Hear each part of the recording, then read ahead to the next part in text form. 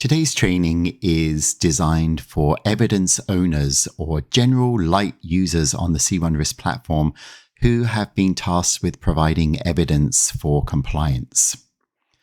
So today we're going to show you how you respond to a document request from your compliance manager to provide evidence for one of their compliance workflows or audits. So let's get into the training today.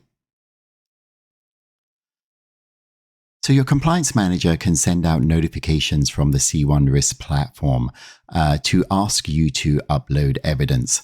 A couple of things to note here. Note that the email will come from C1 Risk Support and from an address of support@c1risk.com. So it does not come from your company email. It does come from C1 Risk. And likely your compliance manager has already sent out a notification email telling you that you're going to be receiving emails from the C1 Risk platform. But just in case they haven't, if you do see this C1 Risk Support, know that it's not spam. When you come in here, you will see your company logo here. So here you're seeing as because we're in a demo environment, but the email will be white labeled to your company. So you should just check and make sure that you see your company logo here. And then the next thing that you want to look at is the link that's provided in the platform. So we don't put too much information in the email itself because we do want you to do everything in our platform. So then all you're going to do is click on this link. That's going to take you to our login page. And again, your compliance manager should already have provided you with your login information. If you're using single sign-on, you can just click on the appropriate single sign-on option here, whether that's Google, Okta, or Azure AD. And then once you sign in, the link is intelligent, so it will take you directly to where you need to go. Okay. So here you see we're in an evidence request. You see it's that mobile device policy that was being asked for in their email. And now you can just come down. You'll see a description of the evidence here first and foremost. So this should be detailed enough for you to provide the right documentation. If you don't have evidence, you can select no. If you want to provide the evidence via a link, you can just select the URL option here and then just provide the link. And otherwise, you can just upload a file. You can either just drag or drop here or click browse, grab the file that you need, and click enter. This can also be multiple files as well. So if you need to do a couple of different things, you can do that very, very easily. So note that we've got a couple here. Once you've done that, don't forget to attest that you're uploading the correct documentation, and then you just click submit.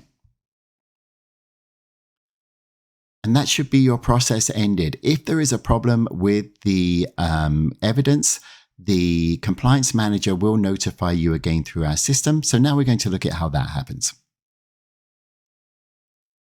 So if there is a problem with your documentation, with the evidence you've provided, the compliance manager will send back a notification to you, and it will say document request and then review is rejected, and it will actually give you the documentation here. So again, all you need to do in this case is you want to come down to this link. And this link will enable you to log back into the system again, very much same process. We'll take you back to your evidence. And now you can upload the additional evidence. Note that the previous evidence is still kept there. You can attest again and then just submit again. So hopefully there'll only be a one-time occurrence of this, but again, that process could continue and you may receive another rejection for additional evidence, but note that you can just keep doing that.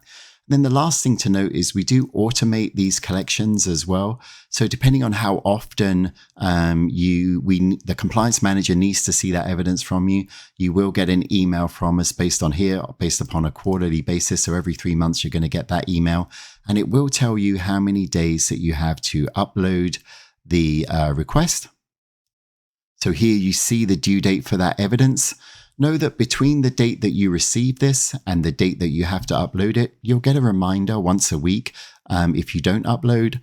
But once you go past the due date, you'll get that reminder every day. And if we have a manager link in your profile, then we'll also escalate this to your manager. So it's good to get these done in a timely fashion, but generally we give you plenty of time, or hopefully your compliance manager will give you plenty of time to do this.